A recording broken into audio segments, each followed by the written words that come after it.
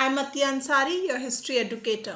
And as we are studying Spectrum Ki, a brief history of modern India ko, currently we are at on our chapter number 8.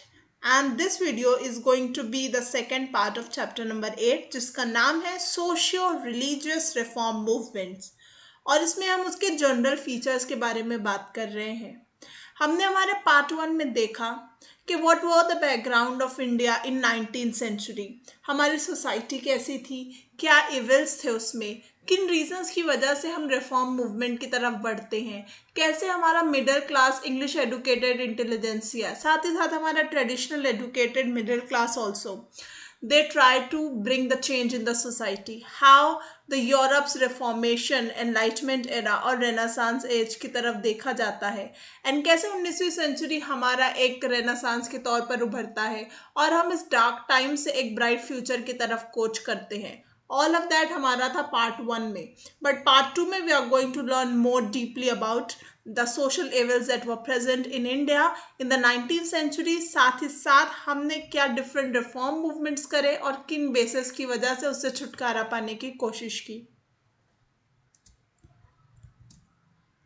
So as we are talking about the reform movements, हमें समझने की कोशिश करनी है कि there are two streams of it. ठीक है, reform movement दो तरीके से ब्रॉडली हम बांट सकते हैं, क्लासिफाई कर सकते हैं। एक है the number 1 is the reformist movement. For example Raja Ram Mohan Roy का ब्रह्मो समाज या प्रार्थना समाज, या फिर हम बात कर रहे हैं सर सैयद अहमद खान के अलीगढ़ मूवमेंट की। ये सारे रिफॉर्मिस्ट मूवमेंट है। दैट मीन्स समाज में जो चीज़ें हैं उसे मॉडर्न चीज़ों की तरफ ले जाना चाहते हैं, जो अंधविश्वास है उसे खत्म करना चाहते हैं और एक नए अप्रोच की तरफ जा रहे हैं, रिफॉर्म कर रहे हैं। देन हमारा सेकेंड अप्रोच है जो है रिवाइवलिस्ट अप्रोच। ओके, तो यहाँ पर हम हमारी पुरानी ग्लोरी को, पुराने वक्त को, पुराने रस्म रिवाज को वापस लाने की कोशिश कर रहे हैं, हम शुद्धिकरण करने की कोशिश कर रहे हैं। फॉर एग्जाम्पल यहाँ पर दयानंद सरस्वती का आर्य समाज, या फिर अगर हम मुस्लिम तबके में देखें तो जो देवबंद मूवमेंट होगा, they would try to revive, वापस लाने की कोशिश करेंगे। और ये डिपेंड करेगा वेरिंग डिग्री पर, वो अपनी जो उनके रिलीजन में, जो समाज में प्योरिटी, शुद्धता कम हो गई है उसके लिए लड़ाई करेंगे। अगर हम बेसिक डिफरेंस ढूंढने की कोशिश करें between one reform movement to the other, so ये सिर्फ जो डिग्री ऑफ विच वो ट्रेडिशन पर रिलाई करेंगे और रीजन को जानेंगे उस पर डिपेंड करेगा। मोर और लेस जो है रिफॉर्मिस्ट मूवमेंट सिमिलर्स होंगे। अब हमें देखना है कि जो हमारा सोशल रिफॉर्म था 19वीं सेंचुरी का, उसकी डायरेक्शन क्या थी, वो लोग किस चीज़ के लिए लड़ रहे थे। सो बेसिक जो था वो मानवता, ह्यूमैनिस्टिक आइडियल्स के लिए, समाज में बराबरी के लिए और हर इंसान को इक्वालिटी मिले, ये जो बेसिक आइडिया था हमारा एजुकेटेड मिडिल क्लास जो है, इसकी वजह से सोशल रिफॉर्म करना चाहता था और ये हमारे समाज में लाने की कोशिश की जा रही थी। जो हमारे सोशल रिफॉर्म थे वो हमारे धर्म से रिलेटेड थे, because as we all know कि जो सोशल एविल्स या सोशल इल्स, जो समाजी बुराइयां थी, फॉर एग्जाम्पल अगर वो अछूत छूत अछूत की बात हो, या हमारे यहाँ जो जेंडर में बायस था या इनक्वालिटी जनरली थी, वो वन वे और द अदर हमारे धर्म से, हमारे रिलीजन से जा मिलती थी। इसलिए it was important to make changes in the religious practices and customs also, just in order to bring the change in the society. हम देखते हैं कि जो लेटर ईयर्स है वहाँ पर सोशल रिफॉर्म जो है ग्रेजुअली अपने आप को डिसएसोसिएट कर लेगा रिलीजन से, और हम देखेंगे कि एक नया मोड अप्रोच जो है एक्सेप्ट किया जाएगा और वो होगा सेक्युलर, यानी यहाँ पे धर्म से ऊपर उठकर रिफॉर्म मूवमेंट की बात की जाएगी। लेकिन अगर हम अर्लियर रिफॉर्म मूवमेंट की बात करें तो उनका जो सोशल बेस भी था, जिनको वो टारगेट कर रहे थे, वो भी बहुत छोटा था, बहुत नैरो लिमिटेड था। वो कौन लोग थे, तो वो अपर और मिडिल क्लास के लोग थे। अपर कास्ट के वो लोग जो चाह रहे थे एक तरीके का बैलेंस बना दिया जाए मॉडर्न तरक्की के व्यूज में, साथ ही साथ हमारी जो सोशल कंडीशन है उनमें। तो ये जो है लोअर स्ट्रेटा तक नहीं जा पा रहा था। लेकिन हम देखते हैं कि जो लेटर का रिफॉर्म मूवमेंट होगा वो इस लोअर स्ट्रेटा को भी टारगेट करेगा और ये वाइड स्प्रेड फैल जाएगा। अगर हम बात करें कुछ ऑर्गेनाइजेशन की, कुछ समाज की, कुछ सोसाइटीज की जिन्होंने सोशल रिफॉर्म के लिए काम किया, so for example the very important ones are social conference थी, then servants of India society, साथ ही साथ क्रिश्चियन मिशनरीज। हम जानते हैं कि जब यूरोपियंस भारत में आए थे तो उनके साथ क्रिश्चियन मिशनरीज भी आई थी, और हम देखते हैं कि चार्टर ऑफ 1813 के साथ ही इंग्लैंड से जो क्रिश्चियन मिशनरीज थी उन्हें एक राइट मिल गया था भारत में प्रोपोगेशन करने का, जेसुइट्स मूवमेंट चलाने का। सो हम देखेंगे क्रिश्चियन जो मिशनरी थी सोशल रिफॉर्म मूवमेंट में खासा रोल प्ले करती है इन द बिगनिंग। उसके साथ हम देखते हैं कि बहुत ज़्यादा ही बुद्धिजीवी एनलाइटेंड इंडिविजुअल्स जो भारत के थे वो अपना इनन्यूमरेबल सपोर्ट देंगे और वर्क रियली रियली ट्रिमेंडसली, ताकि हमारे समाज में बढ़ोतरी हो, बेहतरी हो। उनमें बहुत ही इंपॉर्टेंट होंगे महात्मा ज्योतिबा फूले, जो सत्य शोधक समाज की स्थापना करेंगे पूना में, और उनकी जो वाइफ होंगी सावित्री बाई फूले, वो विमेन्स एजुकेशन के लिए बहुत ज़्यादा काम करेंगे दोनों। और देखते ही देखते ये पुणे से उनका डेक्कन में फैल जाएगा, देन वेस्टर्न इंडिया एंड और स्लोली जो उनका ये इफेक्ट है वो वाइड स्प्रेड इंडिया में नजर आएगा। साथ ही साथ गोपाल हरि देशमुख जो बॉम्बे प्रेसिडेंसी से बिलोंग करेंगे, केती तलांग या बी एम मलबारी जो चाइल्ड मैरिज के लिए बहुत ज़्यादा काम करेंगे, या डोंडो केशव कर्वे जो फीमेल एजुकेशन के एक बहुत बड़े फ्लैग बेरर के तौर पर सामने आएंगे। Then Shri Narayan Guru, V Ramaswamy Naicker south India में, और बी आर अम्बेडकर अनटचेबल्स के लिए काम करेंगे, साथ साथ उनकी एजुकेशन के लिए काम करेंगे, समाज के उस तबके के लिए काम करेंगे जो लोग इग्नोर कर देंगे। He would work for the subaltern, the depressed classes.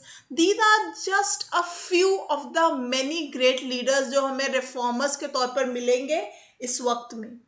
लेकिन अगर हम लेटर ईयर्स की बात करते हैं और जब हम देखते हैं कि 20वीं सदी आ चुकी है, तो हमारा जो नेशनल मूवमेंट है इसमें एक नया जोश आ चुका है, और यहाँ पे जो लीडरशिप थी एंड जो ऑर्गेनाइजेशन ऑफ सोशल रिफॉर्म था उसे नेशनल मूवमेंट के लीडर्स का भी साथ मिलेगा। हम देखेंगे आम लोगों तक, मासेस तक पहुंचने के लिए जो हमारे रिफॉर्मर्स होंगे वो इंडियन लैंग्वेजेस का इस्तेमाल करेंगे। हमने देखा कि पहले जो था वो अपर क्लास और मिडिल क्लास में था, तो वो एजुकेटेड, एंग्लो एजुकेटेड इंटेलिजेंसिया था, वो अंग्रेजी भाषा का ज़्यादा इस्तेमाल करते थे। उनकी सोच जो थी काफ़ी मॉडर्न थी और काफ़ी वेस्टर्न इफेक्ट था उस पर। लेकिन हम जब देखेंगे 20वीं सदी के आते आते मास मूवमेंट बनाने के लिए, लोगों तक पहुंचने के लिए इंडियन भाषा का इस्तेमाल होगा, वर्नैकुलर लैंग्वेजेस यूज की जाएंगी। और हम देखते हैं कि जो बहुत सारे media, novels, drama, poetry, short story, even press, इन सभी डिफरेंट डिफरेंट मीडियम्स का इस्तेमाल किया जाएगा आम लोगों तक पहुंचने के लिए। हम देखेंगे कि 1930 के बाद से सिनेमा का भी बहुत ज़्यादा इस्तेमाल होगा लोगों के ओपिनियंस बनाने में, समाज में एक नई सोच पैदा करने के लिए। ये different modes of communication use किए जाएंगे just so that people could get the feeling कि क्या गलत हो रहा है और हमें कैसे उसके खिलाफ आवाज़ उठानी है। ब्रॉडली अगर हम देखें तो जो सोशल रिफॉर्म मूवमेंट होगा उनका 2 पॉइंट एजेंडा होगा। पहला तो आएगा fight for the betterment for the status of women, क्योंकि हम जानते हैं women were in depression, the condition of the women at that time was really bad. और उनका सेकंड जो एजेंडा होगा was that to fight remove disabilities arising out of untouchability, that is जो casteism था, जो कास्ट रिलेटेड इश्यूज थे उन पर काम करना, और विमेन रिलेटेड इश्यूज है। ये जो दो मेन बेसिक एजेंडा होगा of the whole reform movement. So let's begin with the first one, जो कि था औरतों की पोजीशन को बेहतर बनाना, fight for betterment of position of women. तो जो रिफॉर्मर्स होंगे बहुत मुश्किलात का सामना करेंगे, but they would work against great odds. और जो विमेन होंगी एट दैट टाइम हम जानते हैं कि उनका स्टेटस बहुत लो होगा और उन्हें किसी तरीके से इंफीरियर समझा जाएगा कि they are the inferior gender, the weaker gender, और मेन के साथ उनका कंपैरिजन नहीं है, ऐसी सोच होगी। उनकी कोई खुद की पहचान नहीं होगी, ज़्यादा से ज़्यादा उन्हें जो कहा जाएगा कि वो किसी की बीवी है या किसी की माँ है या किसी की बहन है, उनकी सेल्फ आइडेंटिटी नहीं होगी जिसके लिए आवाज़ उठाई जाएगी। उन्हें कोई तरीके का एक्सप्रेशन का, अपने टैलेंट दिखाने का, किसी चीज़ का कोई राइट नहीं होगा। Education would not be that wide spread औरतों में, जिसकी वजह से उन्हें और दबाया जाएगा। और उन्हें जो सप्रेस करने के डिफरेंट टेक्निक्स यूज होंगी वो होंगी फॉर एग्जाम्पल पर्दा सिस्टम, या फिर उनकी चाइल्ड मैरिज कर देना, अर्ली मैरिज कर देना, विडो रिमैरिज को अलाउ नहीं करना, और if you are a widow then you have to commit sati. इन सभी डिफरेंट सोशल एवल्स की वजह से औरतों की जो कंडीशन थी वो खराब से खराब होती जा रही थी भारतीय समाज में, और इससे कोई भी अछूता नहीं था। Both Hindu and Muslim women, वो जो इकोनॉमिकली उनके पास कोई फ्रीडम नहीं थी, because we have to understand कि उन्हें एजुकेशन नहीं है, उन्हें अपने टैलेंट दिखाने का मौका नहीं मिल रहा है, उन्हें बाहर ओपन फील्ड में जाने का चांस नहीं मिल रहा है। So they are going to be economically dependent male counterpart पर। साथ ही साथ सोशली डिपेंडेंसी भी थी अपने मेल रिलेटिव्स पर, क्योंकि एजुकेशन डिनाइड था उनके लिए। हम देखते हैं कि Hindu women did not enjoy even the right to inherit property, या फिर अगर कोई मैरिज अनडिजायरेबल है तो उसे टर्मिनेट किया जाए, डिवोर्स लिया जाए। These two rights were not given to Hindu women. जो मुस्लिम विमेन थी कुड इनहेरिट प्रॉपर्टी, उन्हें प्रॉपर्टी मिलती तो थी but only half as much as man could, यानी डायरेक्टली हाफ ऑफ इट। और अगर हम डिवोर्स की बात करें so there was no equality again between man and women. जो पॉलीगैमी थी वो बहुत प्रेवलेंट थी, और वो प्रेवलेंट थी in both the societies, Hindus as well as Muslims, यानी मल्टीपल शादी करना एक आदमी के लिए बहुत आम बात थी। साथ ही साथ औरतों को जो है ग्लोरीफाई किया जाता था, जैसे मैंने कहा, एज मदर्स एज वाइव्स। उन्हें खुद के लिए कुछ करने का, पहचान बनाने का मौका नहीं दिया जाता था। स्टेटस ऑफ वुमेन जो है consider to vital and social reformer worked towards it, और वो एक रेडिकल चेंज लाने की कोशिश करेंगे डोमेस्टिक जिंदगी में भी, साथ ही साथ उनकी समाजी जिंदगी में भी। और इसमें जो उस वक्त की औरतें होंगी वो भी बहुत इंपॉर्टेंट रोल प्ले करेंगी। ये समझा जाता था कि जब तक आपको a change would translate into reformed homes and reformed men, and that no country whose females was sunk in ignorance could ever make significant progress in civilization। जब तक औरतों की, फीमेल को आप इग्नोरेंस में रखेंगे, उन्हें दबा कर रखेंगे, आपकी सोसाइटी कुछ प्रोग्रेस नहीं कर सकती है। So that new idea of making women empowered came up with these reform movements। हम देखते हैं कि जो रिफॉर्म मूवमेंट्स है, फ्रीडम स्ट्रगल है, देखते ही देखते कैसे औरतें इसमें साथ लेने लगती हैं, और कैसे जो एनलाइटेंड वुमेन होंगी वो फ्रीडम स्ट्रगल का भी पार्ट बनेंगी और बहुत इंपॉर्टेंट रोल प्ले करेंगी। हम देखते हैं कि हमारा जो आज आज़ाद भारत का कॉन्स्टिट्यूशन है, हमारा जो संविधान है, वो औरतों को एमेंसिपेट करता है, उन्हें इक्वल राइट्स देता है, but all this happened in 1950s। और हम बात कर रहे हैं उससे पहले के भारत की, जहाँ के समाज ने औरतों को ये सब राइट्स नहीं दिए थे, लीगल, सोशल, इकोनॉमिकल कोई राइट्स नहीं थे। जो रिफॉर्मर्स है वो बेसिकली अपील करेंगे किस बात के लिए, इंडिविजुअलिज्म के लिए और इक्वालिटी के लिए, कि हर इंसान को अपनी पहचान बनाने दी जाए और उन्हें इक्वल अपॉर्चुनिटीज दी जाए। साथ ही साथ वो बात करेंगे कि रिलीजन जो है वो औरतों को या किसी भी जेंडर को इंफीरियर स्टेटस नहीं देता है। वो अपनी आवाज़ उठाएंगे उन कस्टम्स के खिलाफ जो वो समझेंगे कि बेड़ियां बन रहे हैं औरतों के लिए, जो कि पॉलीगैमी, पर्दा, चाइल्ड मैरिज, विडो मैरिज पर रिस्ट्रिक्शन, ये सभी होंगे।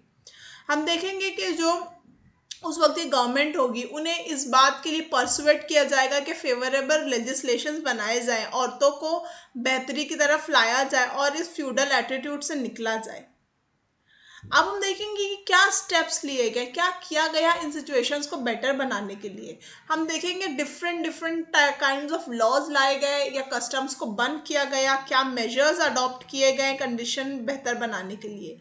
तो जिसकी हम बार बार बात करते हैं वो एबॉलिशन ऑफ सती, और इसके लिए बहुत ज़्यादा काम किया एज वी नो राजा राम मोहन रॉय ने, और प्रैक्टिस ऑफ सती को इलीगल और पनिशेबल बना दिया गया कोर्ट्स के जरिए, रेगुलेशन ऑफ 1829 के जरिए। ठीक है, लेकिन ये जो था पहले सिर्फ एप्लीकेबल ये लॉ था बंगाल प्रेसिडेंसी में। लेटर हम देखते हैं कि इसे थोड़ा बहुत मॉडिफाई किया गया, इसमें कुछ चेंजेस लाए गए और मद्रास और बॉम्बे प्रेसिडेंसी में भी 1830 में लागू किया गया। लेकिन ये that was a legal thing, इसका एक्चुअल इफेक्ट जमीन पर इतना नहीं दिखा, but it was also very a great effect के शुरू किया गया। और जैसे मैंने आपको बताया कि इसमें जो है लॉर्ड बेंटिक जो है बहुत ज़्यादा साथ देंगे राजा राम मोहन रॉय का। फिर अगर हम बात करें फीमेल इन्फेंटिसाइड जो कि बहुत हाई रेट पर हुआ करता था, उसे प्रिवेंट करने के लिए हम देखते हैं कि जो फीमेल इन्फेंट्स को इमीडिएटली डेथ मार दिया जाता था उनकी पैदाइश के बाद, जो कि बहुत कॉमन था अपर क्लास बंगाली और राजपूत में, जो कि औरतों को एक इकोनॉमिक बर्डन समझते थे। तो हम देखते हैं बंगाल रेगुलेशन ऑफ 1795 और 1804, ये जो है इन्फेंटिसाइड को इलीगल और इक्विवेलेंट टू मर्डर, हत्या करने के बराबर माना जाएगा। और एक एक्ट पास होगा 1870 में, जो कि रजिस्ट्रेशन ऑफ बर्थ रजिस्ट्रेशन जो आज बहुत कॉमन है, वहां पर उस वक्त कंपलसरी कराया जाएगा। और बच्चों की एक वक्त के बाद वेरिफिकेशन करनी होगी फीमेल चिल्ड्रन की, ताकि उन्हें मारा ना जा सके कुछ साल बाद भी। ऑल दो ये कस्टम जो है लागू किया गया, लेकिन हम देखते हैं कि सीक्रेसी में बहुत चीज़ें उसके बाद भी हुई, but then it was a very great effect, एक an act to start things, ताकि इन्फेंटिसाइड कम हो। जैसे कि मैंने आपको बताया कि राजा राम मोहन रॉय एक समाज की स्थापना करेंगे जिसका नाम होगा ब्रह्मो समाज। ये समाज जो है सोसाइटी में इक्वालिटी को प्रमोट करेगा, यूनिवर्सल ब्रदरहुड की बात करेगा, और इनफैलिबिलिटी ऑफ वेदास पर भी बात करेगा। साथ ही साथ they would talk about the widow remarriage, कि कैसे विधवाओं को समाज में फिर से शादी करने का हक नहीं दिया जाता था, या तो उन्हें सती करनी होती थी या फिर उन्हें बहुत ही डिरोगरेटरी लाइफस्टाइल में ढकेला जाता था। तो इस इशू के खिलाफ, इस एजेंडे के खिलाफ उन्होंने बहुत ज़्यादा बात की, उन्होंने इसे पॉपुलराइज किया। हम देखते हैं कि पंडित ईश्वर चंद्र विद्यासागर जो है वो इसके सबसे मेन शेयर होल्डर बनेंगे इसको पॉपुलराइज करने के लिए और इसके खिलाफ लड़ने के लिए।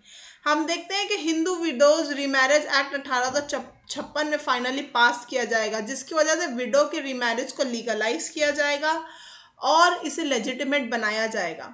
विद्यासागर साइड करेंगे वैदिक टेक्स्ट को, जो इस बात को प्रूव करेगा कि हिंदू रिलीजन में विडो रीमैरिज का प्राविधान है।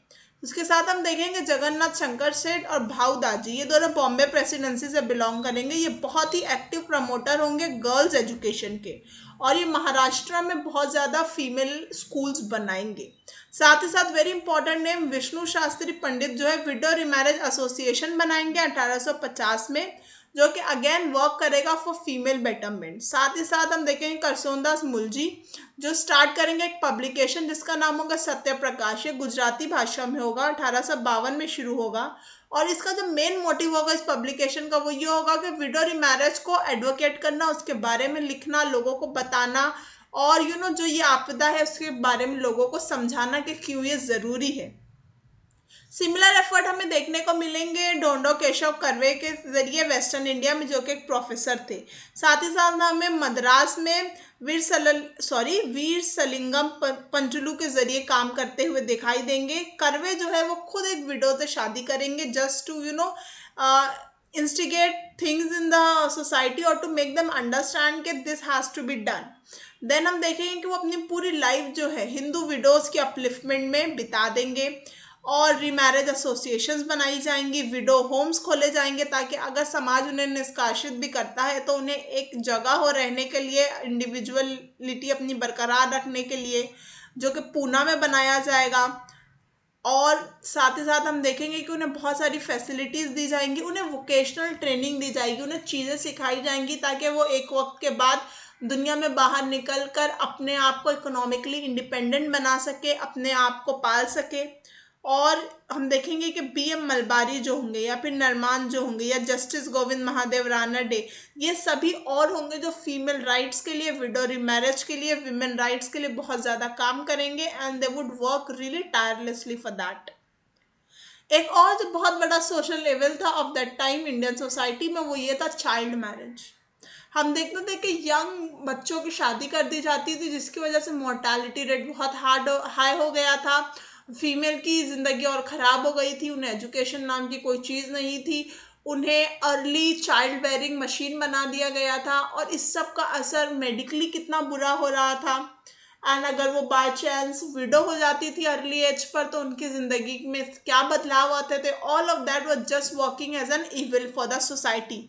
तो हम देखते हैं कि 1872 में नेटिव मैरिज एक्ट बनाया गया, जिसके लिए प्रोहिबिटिंग चाइल्ड मैरिज की बात की गई, लेकिन उसका इम्पैक्ट बहुत ज़्यादा नहीं था, बिकॉज ये applicable Hindu, Muslims and other faiths, recognize faith पर नहीं था। हम देखते हैं कि एक पारसी रिफॉर्मर होंगे बीएम मलबारी, जो इसके लिए बहुत ज़्यादा काम करेंगे। और फाइनली हम देखते हैं 1891 में very famous and very important age of consent act pass होगा, जिसकी वजह से 12 साल से छोटी लड़कियों की शादी करना गैर कानूनी बना दिया जाएगा। लेकिन हम देखते हैं कि जब शारदा एक्ट आएगा 1930 में, जो इस एज को 14 बना देगा और लड़कों के लिए 18, तो ये एक बेटर वे होगा और एक एक वन नॉच अहेड होगा। लेकिन हम देखते हैं कि आज के आज़ाद भारत में चाइल्ड मैरिज रेस्ट्रेंट एक्ट जो कि 1978 में बना, इसके जरिए जो है परमिसिबल एज जो है मैरिज के लिए वो 15 और 18 थी। 15 से कर दी गई 18 लड़कियों के लिए, और लड़कों के लिए जो पहले 18 थी वो अब 21 हो गया। So female 18 and male 21, this is something that happened आज़ादी के बाद। साथ ही साथ अगर हम बात करें एजुकेशन ऑफ विमेन की, तो हम जानते हैं कि ये उन्हें इतना हक समाज में नहीं दिया जाता था। इसके लिए क्रिश्चियन मिशनरीज ने खासा काम किया, और हम देखते हैं एक सोसाइटी बनाई जाएगी जिसका नाम होगा कैलकाटा फीमेल जुवेनाइल सोसाइटी। साथ ही साथ हम देखते हैं कि एक बहुत इंपॉर्टेंट बेथ्यून स्कूल फाउंड किया जाएगा GED बेथ्यून के जरिए कलकत्ता में 1849 में, जिसकी वजह से हम देखेंगे कि फीमेल एजुकेशन को एक बूस्ट मिलता है। और इस पावरफुल मूवमेंट का फ्रूट ये होगा कि विमेन एजुकेशन बढ़ेंगी 1840 और 1850 के दशक में। पंडित ईश्वर चंद्र विद्यासागर जो होंगे एसोसिएट होंगे not less than 35 girls schools में, जो कि बंगाल में होगा। So how much is going to work for the female education. और ये वन ऑफ द पाइनियर्स, यानी वो उस एजुकेशन सिस्टम को, फीमेल एजुकेशन को बढ़ावा देने वाले one of the very important person में शुमार किए जाते हैं। लेकिन अगर हम देखें कि कहाँ से चेंजेस शुरू हुए बड़े तौर पर, तो वो होगा 1854 में, जब चार्ल्स वुड ने एक डिस्पैच किया एजुकेशन पर। यहाँ से जो है बहुत ज़्यादा फोकस किया गया, स्ट्रेस किया गया फीमेल एजुकेशन पर और उसकी ज़रूरत पर। हम देखेंगे कि जब 1914 में विमेंस मेडिकल सर्विस बहुत ज़्यादा वर्क करेंगी और वो नर्सेस को ट्रेन करेंगी और मिडवाइफ्स बनाई जाएंगी। सो इसकी वजह से जो औरतें थी भारत की, उन्हें एक वोकेशनल मिल गया, they would start going in the medical field.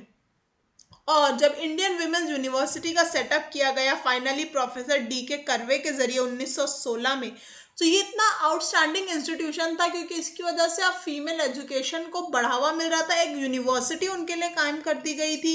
उसी साल हम देखते हैं कि और बहुत ज़्यादा बेहतरी होती है और लेडी हार्डिंग मेडिकल कॉलेज भी दिल्ली में खोला जाता है, जो अगेन मेडिकल फील्ड में औरतों का आना और बढ़ा देगा।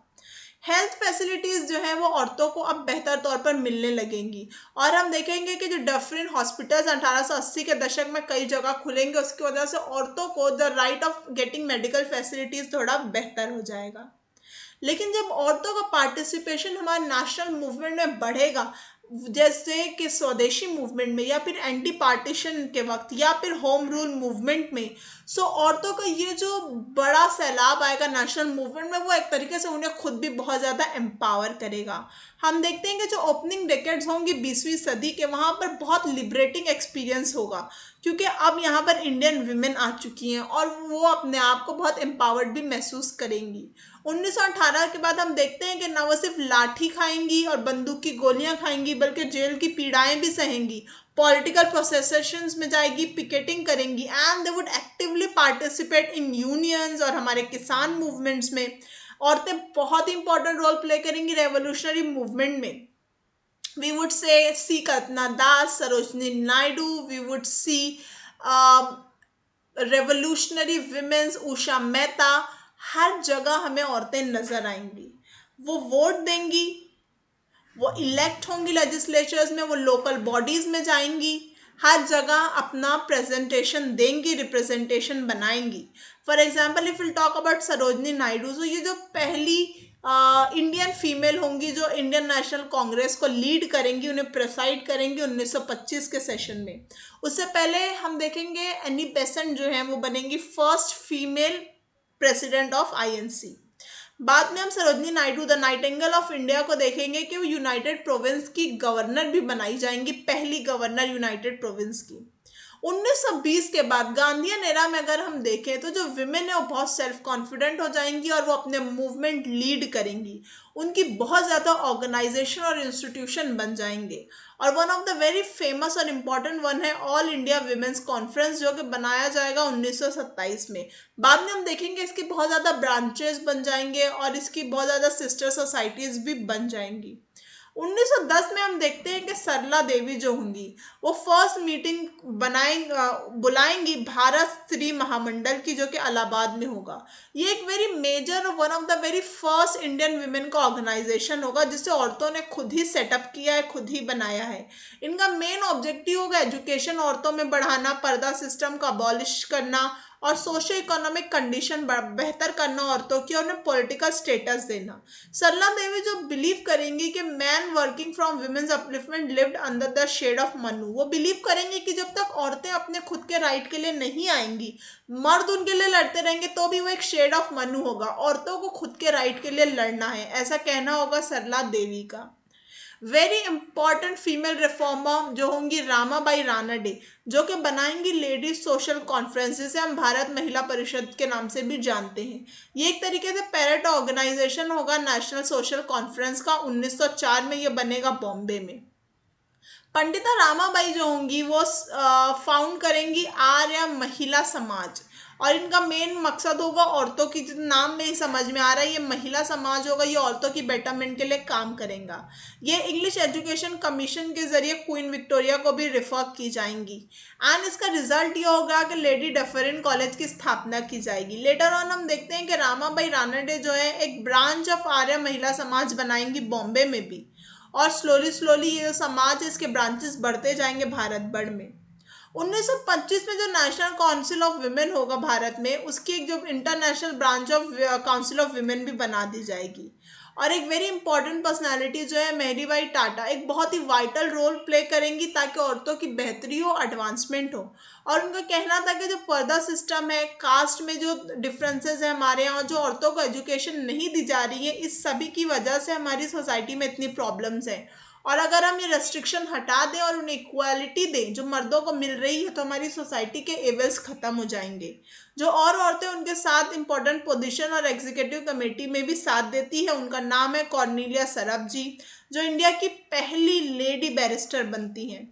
देन ताराबाई प्रेमचंद, जो कि एक वेल्दी बैंकर शफी तैयब जी की बीवी होती हैं, और ये one of the very leading Muslim families से बिलोंग करती हैं।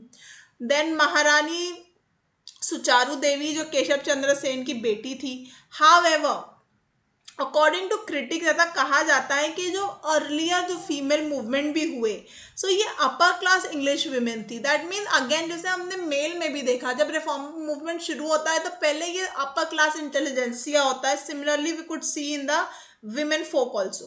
लेकिन स्लोली स्लोली जो लेटर फेज होगा उससे मास रिक्रूटमेंट होगा और female belonging from all strata उसमें पार्टिसिपेट करेंगे, और सबसे ज़्यादा हमें ये गांधीयन एरा में देखने को मिलेगा। जो ऑल इंडिया विमेंस कॉन्फ्रेंस है वो फाउंड की जाएगी मार्गरेट कजिन्स के जरिए 1927 में। They are going to be the European Margaret Cousins, ठीक है। Was perhaps the first women organization जो इगैलिटेरियन थी। दैट मीन्स यहाँ पर हर तबके के, हर जात के डिफरेंट स्ट्राटा, सोशल स्ट्राटा से बिलोंग करने वाली औरतें शामिल होंगी। इसकी जो पहली कॉन्फ्रेंस है वो पूना में फर्गसन कॉलेज में होगी, जिसमें a lot of important ladies of that time उसमें पार्टिसिपेट करेंगी। और इनका ऑब्जेक्टिव होगा कि एक ऐसी सोसाइटी बनाना जहाँ पे समाज में बराबरी हो, जस्टिस हो, एकता हो, सबको इक्वल राइट्स मिले और सभी को इक्वल अपॉर्चुनिटी और चांसेस मिले अपने आप को बनाने और संवारने के। साथ ही साथ जहाँ पर हर इंसान अपने आप को सेफ फील करे, सबकी लाइफ एक जैसी हो और किसी को भी इसलिए बढ़ोतरी नहीं मिले by the accident of birth और सेक्स। दैट मीन्स आप मेल और फीमेल की बुनियाद पर आप में डिफ्रेंसिएशन ना किया जाए, आपको प्लान्ड सोशल डिस्ट्रीब्यूशन के जरिए चीज़ें मिले, बहुत अमीरी बहुत गरीबी ना हो, और इन सभी पर्पस के लिए ये लोग काम करेंगे। साथ ही साथ हम देखते हैं कुछ वक्त बाद जो है इनका जो फोकस है लेजिस्लेटिव रिफॉर्म्स की तरफ शिफ्ट हो जाएगा। और इसके सब एग्जाम्पल हमें जैसे शारदा एक्ट के जरिए शादी की age, then Hindu women's right अपनी प्रॉपर्टी में अपने हक के लिए बात करेंगी, देन औरतें जो है फैक्ट्री में भी काम करने लगेंगी, तो जो एक फैक्ट्री एक्ट होगा उसमें औरतों के लिए भी प्राविधान किया जाएगा। Then Hindu marriage and divorce act 1954 में इसकी बात की जाएगी, उन्हें हक दिया जाएगा। देन स्पेशल मैरिज एक्ट 1994 में, then Hindu minority and guardianship act ताकि उन्हें सेफ्टी फील हो। देन हम देखेंगे हिंदू कोड बिल के under Hindu adoption and maintenance act 1956 में किया जाएगा। Then immoral traffic in women act, यानी जो औरतों का खरीदना बेचना जो कि ट्रैफिकिंग थी, फ्लैश ट्रैफिकिंग, उस पर एक एक्ट बनेगा 1958 में। उन्हें मैटर्निटी बेनिफिट्स दिए जाएं, चाइल्ड बर्थ के बाद औरतों को किस तरीके के बेनिफिट्स चाहिए, 1961 में उस पर कानून बनेगा। देन दहेज जो कि एक बहुत ही बुरी प्रथा है इंडिया के समाज में, उसके लिए डाउरी प्रोहिबिशन एक्ट 1961 में बनाया जाएगा। और जब विमेन सेम काम कर रही है तो उन्हें सेम इक्वल रेमुनरेशन, एक ही सेम सैलरी मिले जितनी मेल काउंटर पार्ट को मिल रही है, उसके लिए 1958 और 1976 में एक्ट्स बनाए जाएंगे। सो वी वुड सी कि एक बहुत बड़ी स्ट्रगल औरतों के जरिए लड़ी जाएगी, जो आज भी जारी है भारत को आज़ाद हुए इतने सालों बाद भी। लेकिन हम अगर बात करें उस वक्त की, तो वहाँ पर भी बहुत ज़्यादा काम किया गया और विमेन अपलिफ्टमेंट की बात की गई, क्योंकि हम जानते हैं कि जैसे हमने देखा कि रिफॉर्म मूवमेंट के दो बेसिक एजेंडा था, एक तो था अपलिफ्टमेंट ऑफ वुमेन और सेकंड था struggle against caste based exploitation. तो आज का lecture we have seen all about women upliftment जो इन रिफॉर्मर्स के जरिए हुआ, साथ ही साथ फीमेल रिफॉर्मर्स का इसमें कितना बड़ा हाथ रहा। हमारी नेक्स्ट क्लास में हम बात करेंगे कि कास्टिज्म कितना एविल रहा सोसाइटी के लिए, इंडियन सोसाइटी के लिए, कैसे डिस्क्रिमिनेशन किया गया और कैसे इन्हें सप्रेस करने की कोशिश की गई, इन पर टायरनी की गई। All of that will learn in our next class.